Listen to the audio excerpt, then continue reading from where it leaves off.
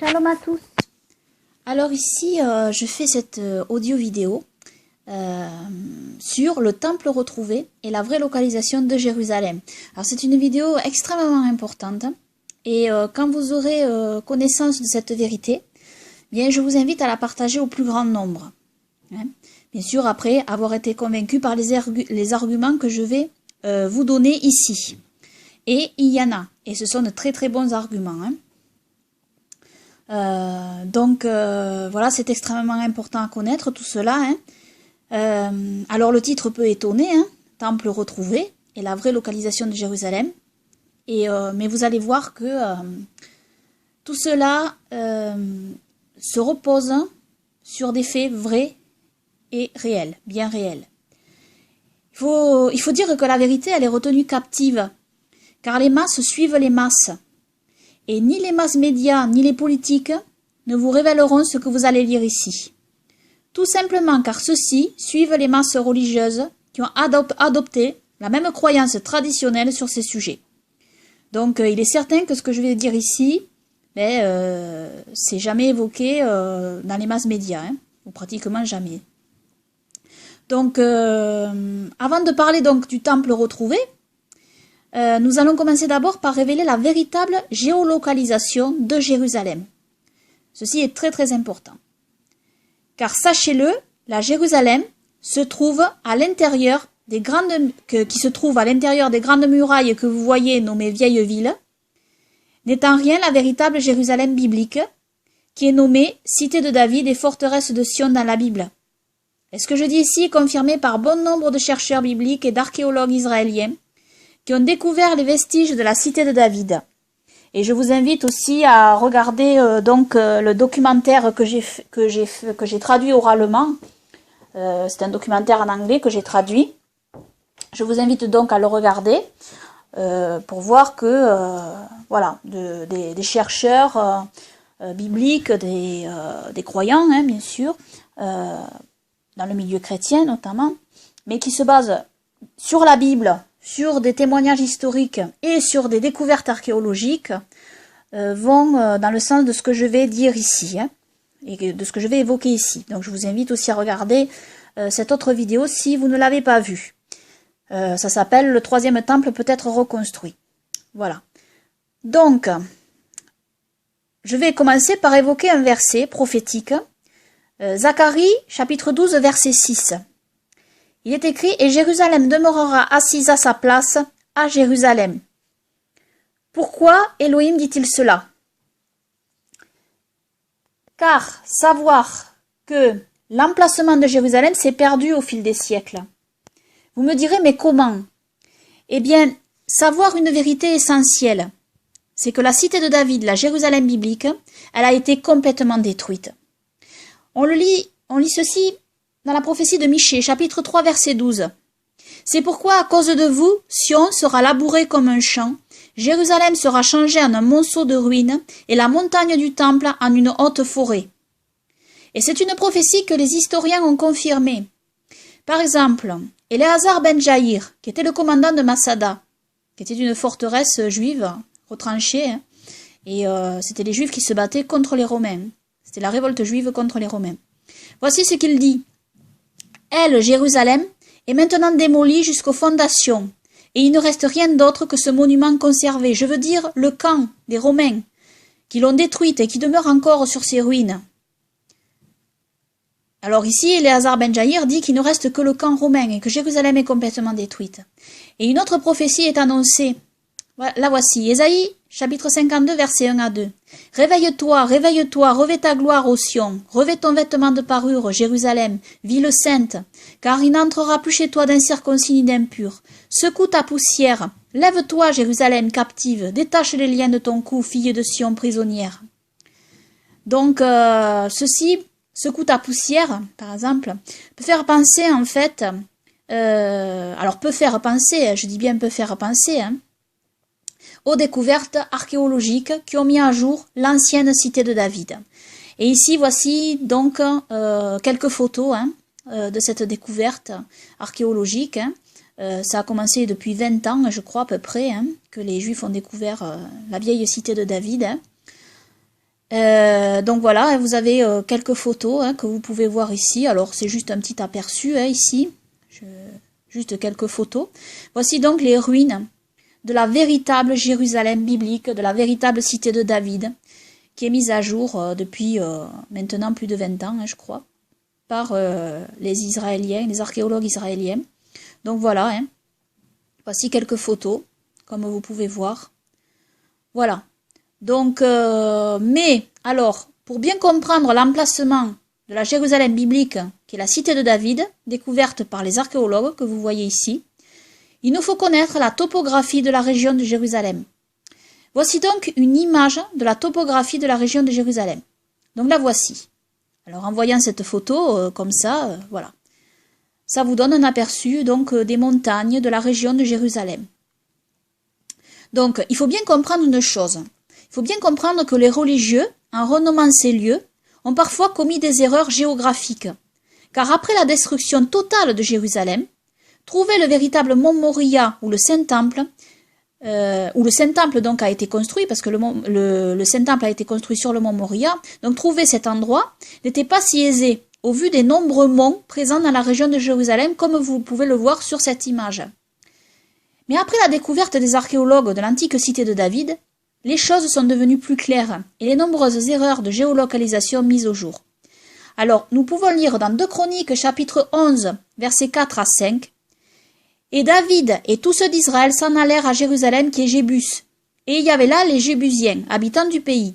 Et les habitants de Jébus dirent à David, « Tu n'entreras pas ici. » Mais David prit la forteresse de Sion, qui est la ville de David. Et maintenant, nous allons voir sur quelle colline a été découverte l'antique cité de David, qui était Jébus, renommée Jérusalem. Donc voici cette image, qui vous montre donc la même topographie, que l'image précédente que vous venez de voir à peu près. Donc, voilà où se situe la cité de David, le carré vert que vous voyez, le rectangle vert que vous voyez, c'est la cité de David de Jérusalem, sur cette colline-là, sur cette montagne-là. Ensuite, vous voyez le Gihon, avec la flèche bleue qui indique le Gihon, la vallée de Kidron également. Vous voyez où se situe le mont des Oliviers en haut, et puis plus loin, vous voyez le dôme du rocher en haut à gauche. Tout à fait en haut à gauche. Puis après, vous voyez la vallée de Tyropoen. Et puis vous voyez en bas la vallée de Hinnom. Donc voilà, ça vous donne ici vraiment une vue exacte de la Jérusalem biblique. Donc maintenant, on va regarder donc une vue aérienne de la Jérusalem antique, cité de David, entourée en rouge ici, sur cette image. Voilà. Alors cette image, très bien illustrée, donc, va vous montrer véritablement l'effet concret et réel.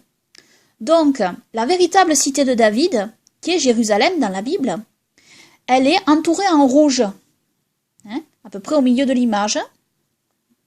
Comme vous pouvez le voir, cité de David, Jérusalem, écrit en rouge, avec la flèche qui indique le lieu entouré en rouge. Et puis, vous pouvez voir plus haut, entouré avec le trait blanc, en haut sur la gauche de l'image, qu'il s'agit de la ville construite par l'empereur Hadrien, nommée aujourd'hui Vieille Ville de Jérusalem. Et vous voyez que le dôme du rocher se trouve dans cette vieille ville, construite par l'empereur Hadrien, en réalité, comme vous allez le comprendre et comme vous allez le voir. Donc, vous pouvez bien voir ici que la cité de David est à l'extérieur des murailles de la ville aujourd'hui nommée Jérusalem, en haut vers la gauche. Donc la vraie Jérusalem est en dehors de la ville nommée à tort la vieille ville de Jérusalem. Et vous allez comprendre toute l'histoire de cette vieille ville qui a été nommée Jérusalem aujourd'hui et que l'on croit être Jérusalem aujourd'hui. Tout cela est vraiment très intéressant et important à connaître pour les croyants. Il est quand même important de bien localiser la vraie Jérusalem biblique. Ça, c'est très important. Alors ensuite, la tradition de placer le mont Moria à l'emplacement du dôme du rocher, elle est tardive. Et ça, il faut le savoir. Et savoir que ce lieu ne faisait pas l'unanimité auparavant. Donc, ni dans le milieu juif. En réalité, toutes les saintes écritures nous disent que le Saint-Temple se trouvait dans l'antique Jérusalem, cité de David, nommée aussi forteresse de Sion, et pas en dehors de la ville de David. Donc, le Saint-Temple se trouve, normalement, selon les saintes écritures, dans le la ligne rouge que vous voyez, voilà, entourée donc la cité de David, Jérusalem donc. Tout d'abord, il nous faut connaître un passage biblique important, qui est celui où le roi David acheta l'aire d'Ornan pour bâtir l'autel à Yahweh et lui offrir les holocaustes et les sacrifices de prospérité. Donc il nous faut véritablement retourner à la Bible et nous servir de la Bible comme d'une carte routière. Alors, nous allons lire 2 Samuel, chapitre 24, versets 18 à 25. Et en ce jour-là, Gad vint vers David et lui dit, « Monte et dresse un autel à Yahweh dans l'aire d'Ornan, le Jébusien. » David monta donc, selon la parole de Gad, comme Yahweh l'avait commandé. Et Ornan regarda et vit le roi et ses serviteurs qui venaient vers lui. Alors Ornan sortit et se prosterna devant le roi, le visage contre terre. Puis Ornan dit, « Pourquoi le roi mon seigneur vient-il vers son serviteur ?» Et David répondit, « C'est pour acheter ton aire et y bâtir un autel à Yahweh, afin que cette plaie soit arrêtée parmi le peuple. » Et Ornan dit à David, « Que le roi mon seigneur prenne et offre ce qu'il trouvera bon. Voilà les bœufs pour l'holocauste et les chariots et l'attelage des bœufs au lieu de bois. Et ô roi Ornan, donne-le tout au roi. » Et Ornan dit au roi. Disons qu'il dit, ô roi, Ornan donne le tout au roi. Et Ornan dit au roi, Yahweh ton Elohim te soit favorable. Et le roi répondit à Ornan, non, mais je l'achèterai de toi pour un certain prix. Et je n'offrirai point à Yahweh mon Elohim des holocaustes qui ne me coûtent rien. Ainsi David acheta l'aire et les bœufs pour 50 cycles d'argent. Puis David bâtit là un autel à Yahweh et offrit des holocaustes et des sacrifices de prospérité. Et Yahweh fut apaisé envers le pays, et la plaie fut arrêtée en Israël. Alors, ce passage est très important. Alors, ensuite, l'autre passage important à connaître est celui-ci. C'est 2 Chroniques, chapitre 3, verset 1. Salomon commença donc à bâtir la maison de Yahweh à Jérusalem, sur la montagne de Moria, qui avait été indiquée à David son père, au lieu même que David avait préparé dans l'aire d'Ornan le Jébusien. Alors, nous voyons donc dans ce verset que le roi Salomon bâtit le Saint-Temple sur l'aire d'Ornan, acheté par son père, et que ce lieu est le mont Moria. Le mont Moria, il faut savoir que c'est le mont sur lequel Abraham offrit son fils Isaac. Voyons que ce lieu saint est dans Jérusalem, la cité antique de David. C'est très clair ici. Le passage de 2 Chroniques, le verset de 2 Chroniques, en fait, il donne toute la bonne géolocalisation du Saint-Temple de Yahweh notre Elohim. La Bible est ici très claire. Et les découvertes archéologiques aussi, comme vous avez pu le voir sur les photos que je vous ai montrées. Donc, et comme vous pouvez le constater dans l'image topographique montrée aussi, que je vous ai montrée, la ville de David antique n'est absolument pas sur le mont du Dôme du Rocher. Ceci est très important. Ceci montré, certains pourront s'étonner de constater que Jérusalem soit si petite. Mais en réalité, il faut savoir que tout comme la Torah du Temple l'indique, la même sainteté touchait la ville et le temple, qui était lui-même dans la ville sainte. Et donc par conséquent, seuls les Lévites servant au temple demeuraient en permanence à Jérusalem durant leur service et le roi y demeurait aussi. Le reste du peuple ne demeurait pas en permanence à Jérusalem, car les contraintes de purification sont trop importantes pour y vivre en permanence. Donc les Lévites restaient à Jérusalem plusieurs jours suivant leur tour de classe, puis rentraient ensuite dans leur ville, quand leur tour était terminé. Le reste des Israélites montaient occasionnellement à la ville sainte pour les fêtes d'Élohim et aussi pour offrir à Yahweh dans son Saint-Temple. Alors, savoir que les archéologues qui travaillent sur les vestiges de la cité antique de David vont aussi dans ce sens, ayant découvert de nombreux vestiges prouvant que la sainteté de Jérusalem était prise très au sérieux. Le réservoir de Siloam ou Siloé, cité par notre Seigneur et Sauveur Yahushua qui a été mis à jour par les archéologues, est situé à l'entrée de la cité antique de David. Cet immense mikvé était placé là pour que les pèlerins se purifient avant d'entrer dans la ville sainte, comme vous pouvez le voir sur cette illustration, ici, voilà. Et donc, le numéro 3, sur la droite de l'image, en bas à gauche de l'image, en bas à gauche de l'image, il y a donc le numéro 3 qui indique donc le réservoir de Siloé, ou la piscine, ou le mikvé de Siloé, donc qui était placé donc à l'entrée de la cité antique de David, donc dans sa véritable géolocalisation, en dehors des murailles de la ville nommée à tort, vieille ville de Jérusalem. Savoir que cet immense mikvé pouvait accueillir des milliers de personnes. Et pourquoi cet immense mikvé se trouve juste à l'entrée de la vraie Jérusalem? Eh bien car rien d'impur ne doit entrer dans la ville sainte. Relire la Torah du temple. les pèlerins étaient obligés de traverser la ville sainte pour aller au Saint-Temple. Se souvenir de ce qu'a dit notre Seigneur et Sauveur Yahushua, lorsqu'il guérit un homme aveugle. Jean, chapitre 9, verset 7, et il lui dit « Va te laver au réservoir de Siloé », ce qui signifie « envoyer ». Et il y alla donc et se lava, et il s'en alla voyant clair. En sachant bien qu'aucun aveugle n'a le droit d'entrer dans la ville sainte. Là encore, il nous faut relire la Torah du Temple. C'est écrit dans la Torah du Temple. La Torah du Temple, c'est un rouleau de la Torah qui a été retrouvé à Qumran et que vous n'avez pas dans vos Bibles classiques, mais c'est un rouleau qui faisait partie de la Torah et qui a des compléments aux autres livres de la Torah. Et dans ce livre, donc, on sait très bien que les aveugles ne peuvent pas entrer dans la ville sainte de Jérusalem. On comprend mieux ici la symbolique du réservoir de Siloé choisi ici par notre Seigneur et Sauveur Yahushua pour guérir cet homme aveugle. Cet homme, une fois guéri, avait le privilège de pouvoir entrer à nouveau dans la ville sainte. Il avait le privilège de pouvoir entrer dans la ville sainte, après s'être purifié dans le mikvé de Siloé, pour aller adorer Yahweh notre Elohim dans sa sainte maison. La Torah du Temple, chapitre 13, verset 17. « Vous ne pouvez rendre aucune ville parmi vos villes aussi pure que ma ville. » Nous avons aussi ce passage dans Néhémie qui révèle que rester en permanence à Jérusalem est un engagement. Ceci s'explique par les rigueurs de la sainteté de la ville. Nous lisons dans Néhémie chapitre 11, versets 1 à 2.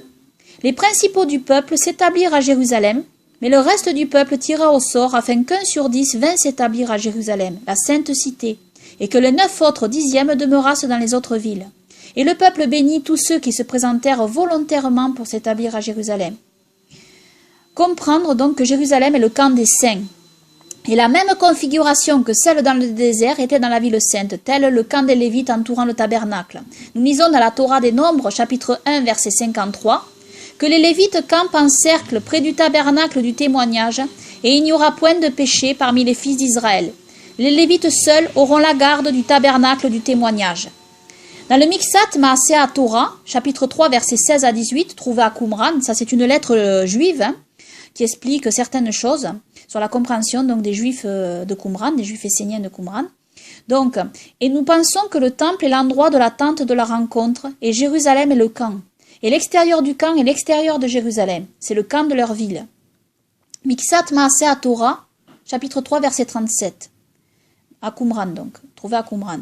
Et il ne faut pas laisser entrer de chiens dans le saint camp, car ils pourraient manger des os du temple avec de la chair sur eux. Alors ceci est tout à fait dans la lignée du livre de l'Apocalypse de Jean.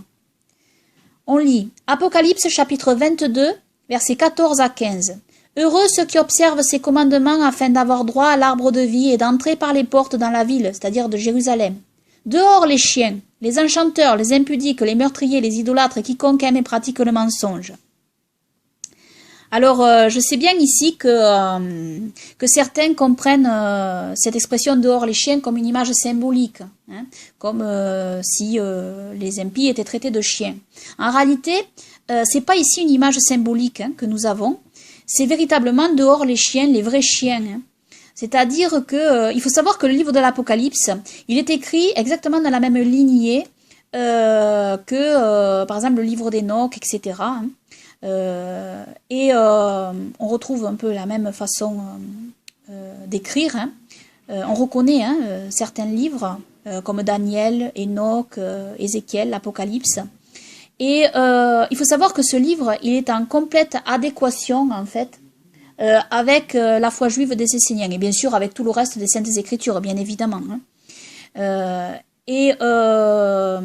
Mais on retrouve donc dans le livre de l'Apocalypse des expressions, des compréhensions bibliques expliquées donc par les Juifs de Qumran.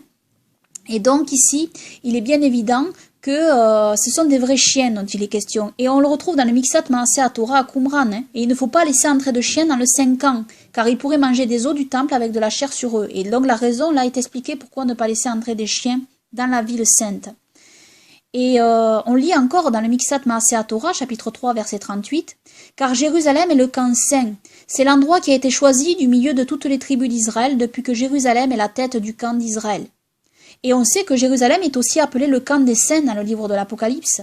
Apocalypse chapitre 20, verset 9. « Et ils montèrent sur la surface de la terre et ils investirent le camp des saints et la ville bien-aimée. Mais un feu descendit du ciel et les dévora. » Alors, il nous faut comprendre que beaucoup de la tribu de Juda vivaient donc autour de Jérusalem. car il s'agissait de la terre qui revient à Juda. Et pour ça, il faut relire le livre de Josué. Hein. On parlerait aujourd'hui de la banlieue de Jérusalem. Hein. Donc, il vivait autour de la cité antique de David qui a été découverte, que vous voyez sur l'image que je vous ai montrée en rouge. Il vivait tout autour. Et ça, c'est le territoire de Juda, le territoire du peuple juif. Hein. Donc, c'est pour cela que les habitants de Juda sont toujours cités distinctement des habitants de Jérusalem. On le lit dans Zacharie chapitre 12 verset 7. Et Yahweh sauvera premièrement les tentes de Juda, afin que la gloire de la maison de David et la gloire des habitants de Jérusalem ne s'élèvent pas contre Juda. Donc ici on voit une distinction entre Juda et Jérusalem. Pourquoi? Parce que les habitants de Jérusalem ne sont pas, les habitants permanents de Jérusalem ne sont pas les Juifs, mais sont les Lévites. Hein? Les Juifs sont issus de la tribu de Juda. Voilà, et les Lévites sont issus de la tribu de Lévi. Donc, Juda ne vivait pas en permanence à Jérusalem, donc il vivait autour de Jérusalem. Donc voilà. Bien sûr, ils allaient à Jérusalem pour les fêtes et pour adorer Yahweh notre Elohim et pour offrir des sacrifices à Yahweh notre Elohim dans son Saint-Temple, comme toutes les autres tribus d'Israël. Alors, à présent, faisons un peu d'histoire. Savoir donc que la véritable Jérusalem antique fut détruite totalement une première fois lors de la prise de la ville par Nabuchodonosor et ses troupes, et fut alors reconstruite sous Esdras et Néhémie lors du retour du peuple juif de Babylone. Ensuite, la Judée fut envahie par les Grecs, qui au fil du temps martyrisèrent le peuple juif, qui voulait garder la Sainte Torah et la foi véritable de Yahweh notre Elohim. Mattathias et ses fils, Judas Maccabée et ses frères, qui étaient lévites, descendants de Phinehès, furent les instruments d'Elohim pour purifier l'autel du temple souillé ainsi que la ville sainte, et affranchir le peuple juif de la servitude des Grecs, comme nous le lisons dans les livres des Maccabées. Alors je tiens à dire que les livres des Maccabées sont importants à connaître pour comprendre comment les Romains prirent place à Jérusalem et en Judée. En réalité, les Juifs étaient tellement attaqués et encerclés de toutes parts qu'ils se mirent eux-mêmes sous protectorat romain. Car savoir que les Romains avaient la réputation de laisser les indigènes suivre leurs propres lois et coutumes religieuses, tant que ceux-ci s'acquittaient de certaines obligations envers Rome. Et en contrepartie, les Romains pourvoyaient leur sécurité contre les envahisseurs éventuels. C'est pour cela que les fils de Mattathias firent alliance avec les Romains contre tous leurs agresseurs et que les Romains occupèrent le territoire de Judée. Bien après la mort des fils de Mattathias, le système sacerdotal se corrompit sous la coupe de Rome. Et c'est dans cette histoire tourmentée de la Judée que notre Seigneur Sauveur Yahushua vint sur terre, ainsi que Yohanan l'immergeur, Jean le Baptiste. Alors, savoir aussi que les Romains, pour gérer les villes sous leur protectorat, installaient des forts, qui avaient la spécificité, en principe, d'être de dimension égale.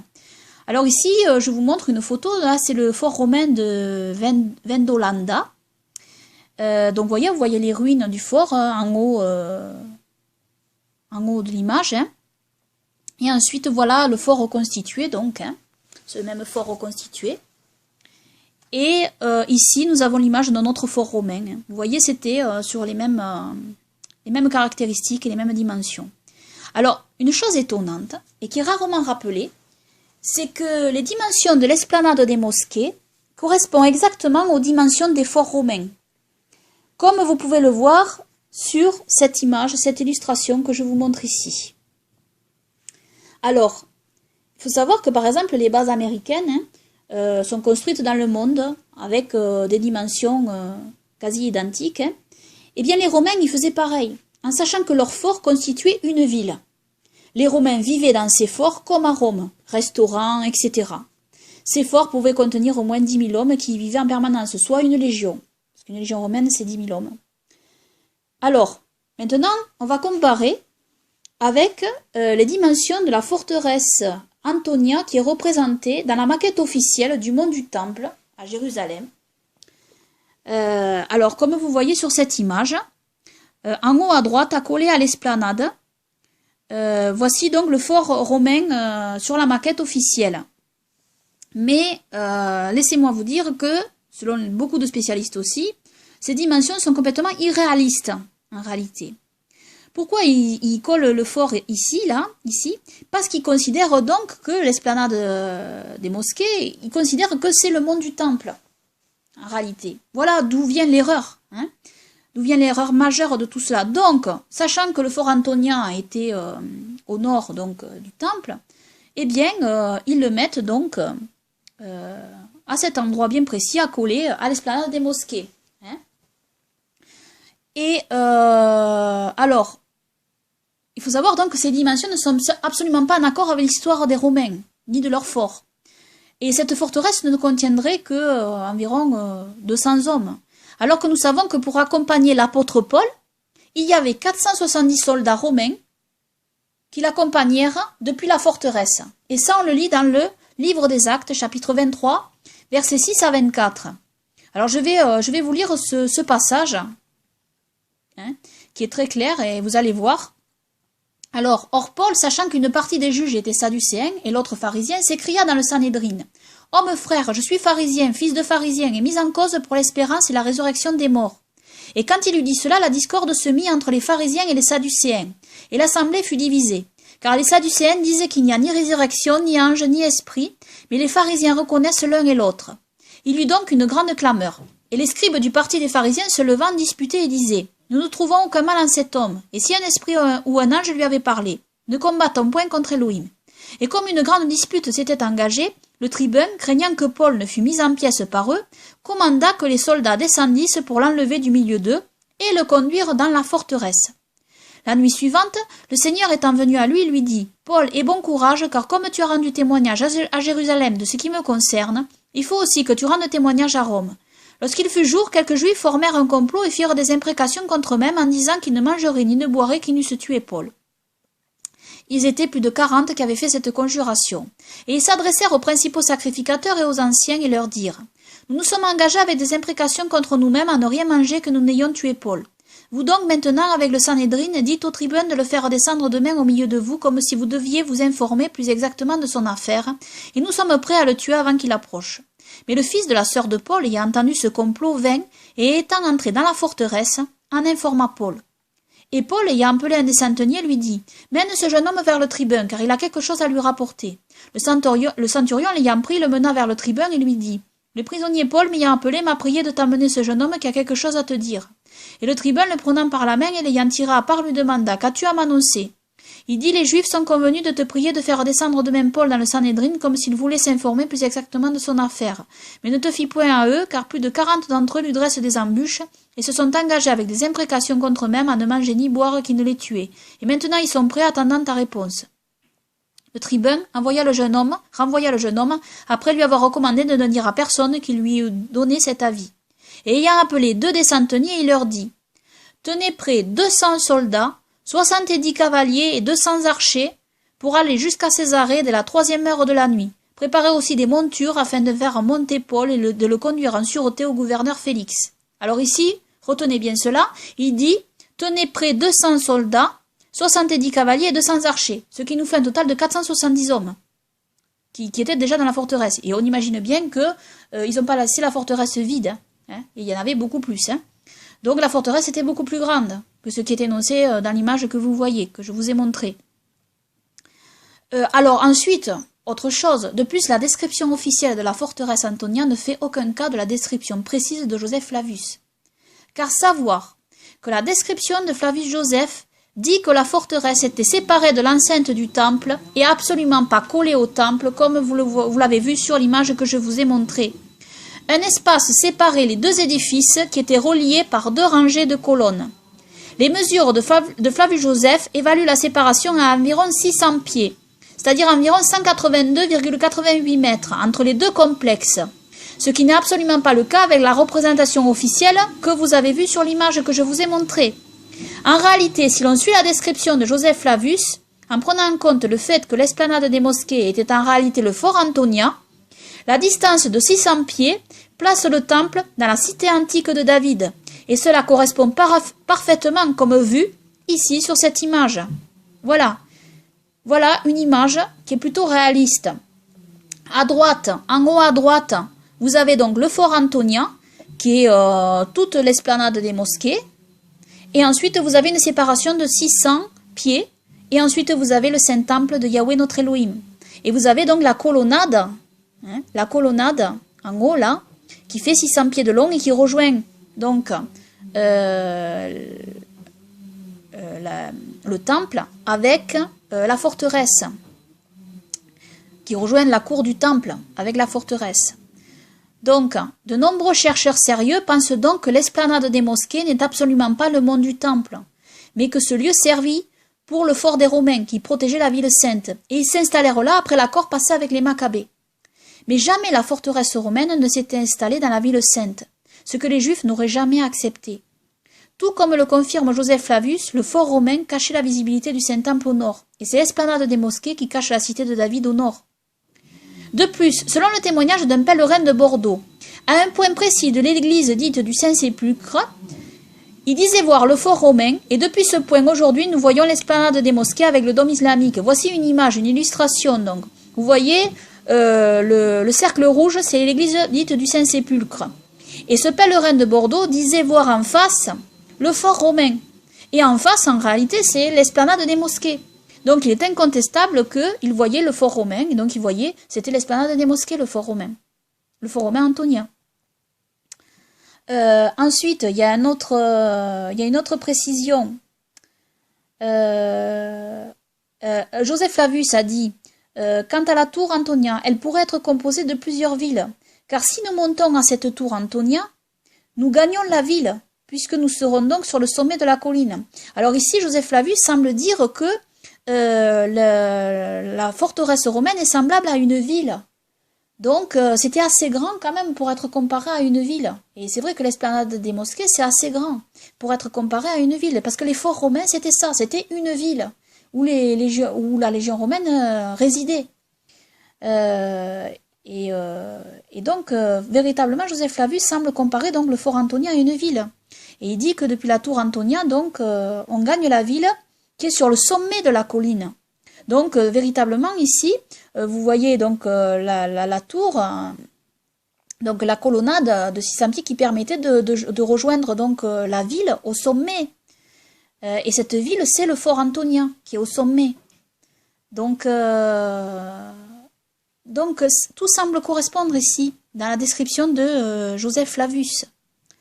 Alors, ensuite, continuons dans les événements historiques. La deuxième destruction de Jérusalem et du Temple se produisit environ en 70 après Yahushua. Elle fut organisée par Titus et les Romains.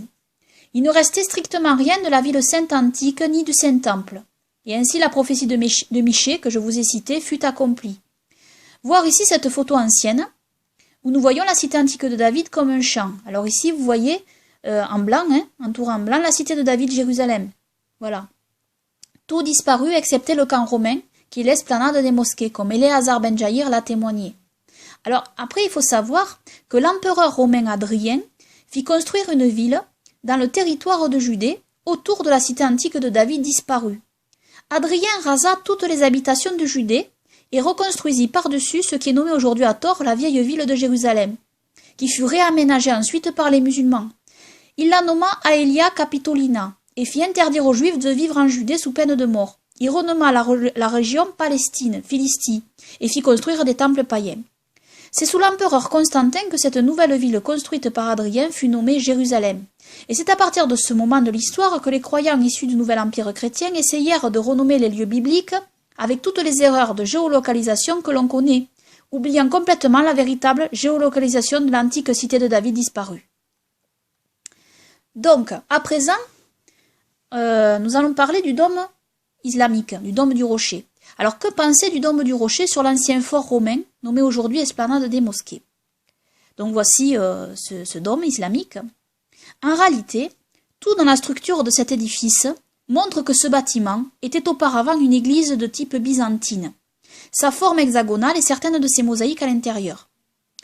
Puis, ce bâtiment, après les conquêtes musulmanes, a été transformé en mosquée, avec l'abominable inscription qui est dessus.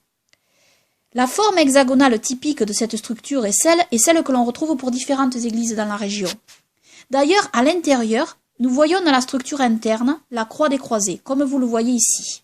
Voici la structure interne, et on voit très bien que cela a été construit pour former deux croix exactement, deux croix, et ça c'est la croix des croisés. En réalité, ce dôme était la structure d'une chapelle. Il suffit de comparer avec l'intérieur de la chapelle dite du Saint-Sépulcre. L'objet du culte est placé au centre de la nef, entouré de colonnades en forme de cercle et le toit en forme de voûte. Voir cette photo, donc, cette photo-là, de l'église dite du Saint-Sépulcre à l'intérieur. Donc, vous voyez les colonnades, hein, et l'objet du culte placé au centre. Et par comparaison, maintenant, voici l'intérieur du dôme du rocher. Donc pareil, les colonnades autour du rocher, de l'objet du culte donc. Donc selon certains chercheurs, la construction de cette église était reliée au rocher placé à cet endroit. Alors il faut savoir une chose, c'est que les chrétiens donc croyaient que le rocher sur l'esplanade des mosquées était saint, car ils croyaient que c'est sur ce rocher qu'étaient jugés les condamnés par Rome, sachant que là se trouvait le camp romain. Et ils croyaient donc que notre Seigneur et Sauveur avait été jugé sur ce rocher, et la tradition disait que son empreinte de pied se trouvait sur ce rocher. C'est pour cela qu'ils construisirent sur ce lieu précis une église. D'ailleurs, des croix de croisée semblent avoir été gravées sur ce rocher. Les musulmans adoptèrent cette tradition chrétienne en la transformant, disant que sur ce rocher aurait été Mohammed, avant qu'il ne monte au ciel, laissant son empreinte. Ce qui est bien sûr faux. Savoir aussi que c'est Sulayman qui fit rebâtir les murailles de la ville construite par l'empereur Adrien. Ces murailles que l'on croit être les murailles de la Jérusalem biblique, en réalité sont les murailles d'une ville construite par des Romains. Voilà. Et ce n'est pas la ville antique de David, comme vous l'avez vu sur l'image que je vous ai montrée. Lors des reconquêtes par les croisés, ceux-ci déclarèrent que le dôme du rocher était le temple d'Élohim. C'est à ce moment que la tradition du lieu du Saint-Temple à cet endroit précis s'installa probablement dans les consciences.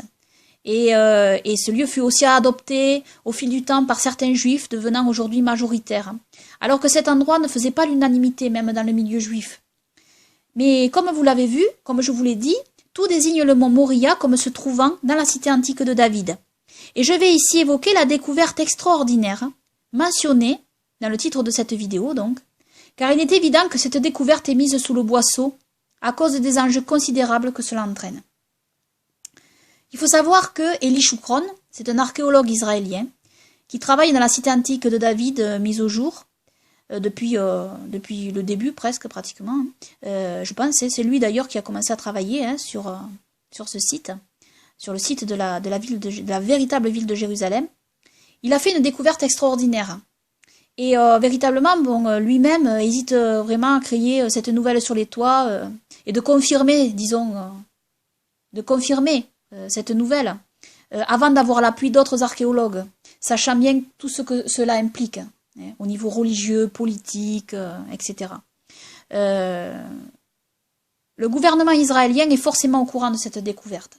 Ça, c'est une évidence, parce que tout ce qui touche au temple, tout ce qui touche aux fouilles archéologiques, etc., le gouvernement israélien est au courant. Il n'en parle pas non plus. Comme je vous dis, c'est politique, c'est religieux, il y a d'énormes enjeux. Donc, parce que savoir que donc Eli Shukran aurait découvert donc le lieu du temple construit par le roi Salomon.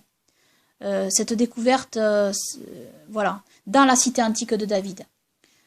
Seulement, Eli Shukron dira oui, c'est incontestablement un lieu où des sacrifices étaient faits et un temple, parce que c'est un archéologue, et les archéologues reconnaissent quand ils voient ce genre de vestiges, ils reconnaissent des temples quand ils en voient, et bien sûr qu'il va reconnaître cela, mais il ne dira jamais c'est le temple de Salomon, voilà, parce que trop d'enjeux sont là, mais un temple qui se trouve dans la cité antique de David, voilà, c'est clair, je veux dire, on n'a pas besoin de le dire pour le comprendre, hein. Donc, véritablement, c'est une découverte, voilà, archéologique importante, hein. Alors, il faut savoir que Eli Shukron, il travaille sur la cité antique de David depuis 1995, et il a creusé une zone de 12 acres de la cité de David. Lui et son équipe ont enlevé des milliers de tonnes de gravats pour découvrir, entre autres choses, la piscine de Siloé, où Yahushua a guéri un aveugle, dans Jean chapitre 9, verset 7, et donc aussi la forteresse autrefois impénétrable des Jébuséens que David et ses hommes ont capturée en se faufilant par un puits d'eau souterrain. Lire 2 Samuel, chapitre 5, versets 7 à 8. Donc près de ce puits d'eau, à environ 1000 pieds au sud du supposé mont du Temple, Shukron a découvert les restes d'un ancien temple, à quelques mètres de la source du Gihon, à environ 40 pieds sous terre dans une zone bien sécurisée. En tant qu'archéologue principal, il est le seul à avoir la clé de cet endroit.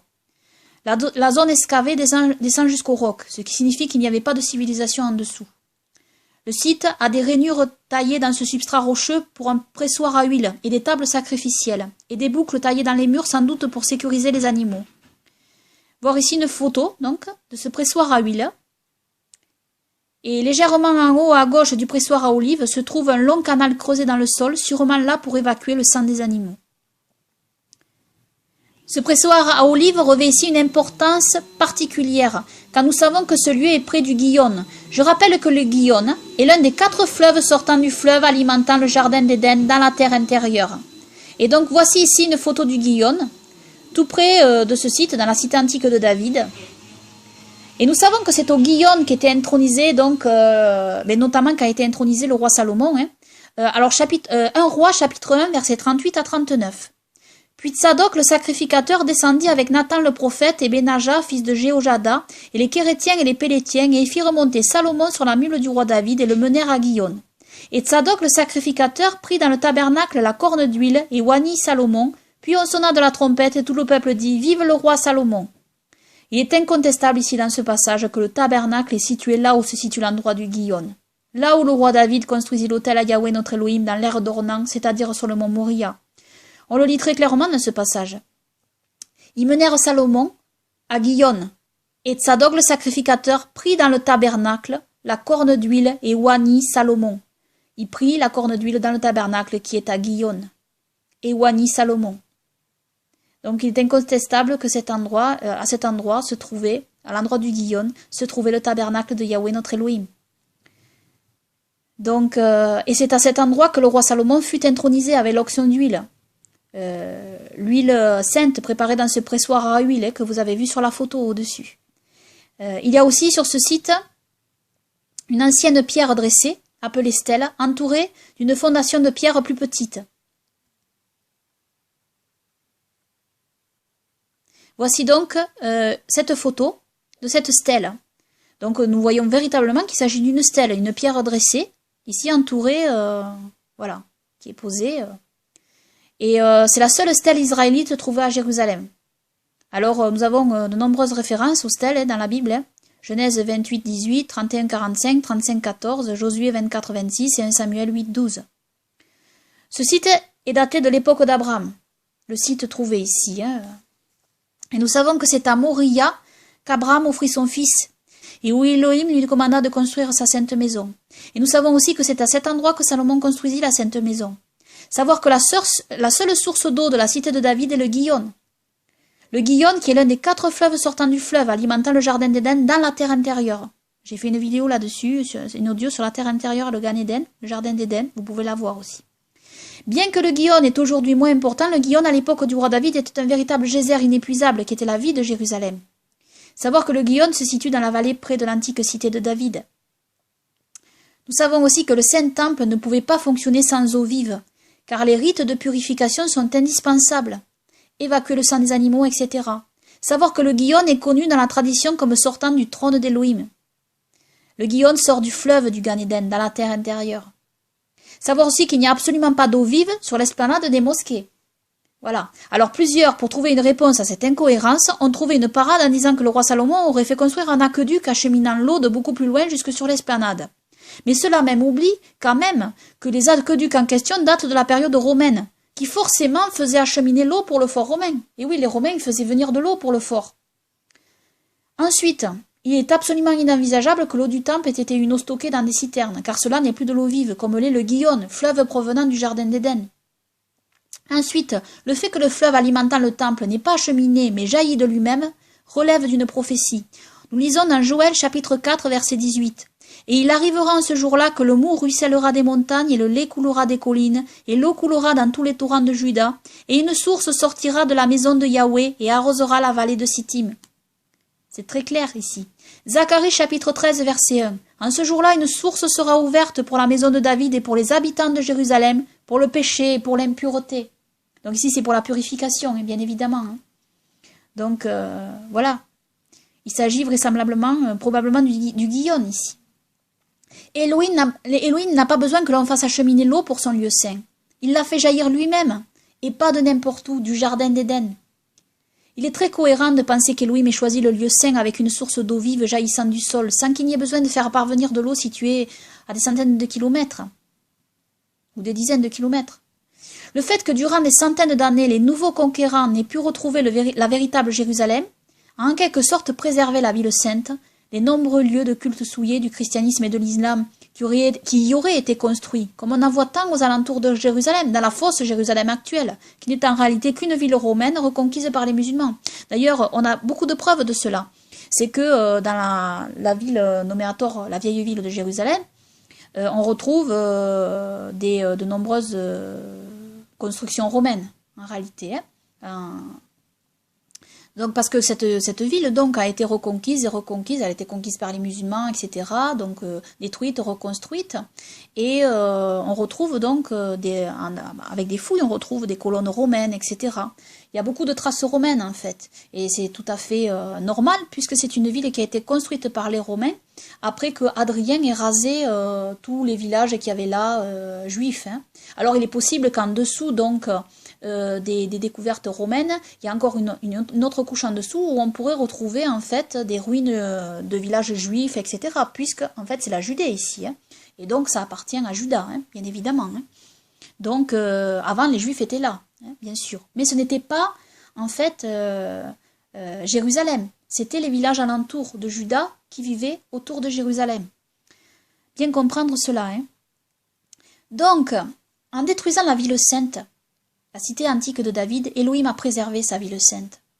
Parce que cela me rappelle ces versets de la Sainte Torah où notre Elohim nous dit, dans la Torah du Lévitique, chapitre 26, verset 34, « Alors le pays jouira de ses Shabbats tous les jours où il aura été dévasté, et quand vous serez dans le pays de vos ennemis, alors le pays se reposera et jouira de ses Shabbats. » Torah Lévitique 26, 43. « La terre aura été abandonnée par eux, et elle aura joui de ses Shabbats pendant qu'elle aura été dévastée, eux n'y étant plus. Et ils accepteront la punition de leur iniquité, parce qu'ils ont méprisé mes ordonnances et que leurs âmes ont eu en horreur mes statuts. » Donc, je conclurai en disant que le règne de Yahweh notre Père, notre Elohim, par notre Seigneur et Sauveur Yahushua vienne. Amen.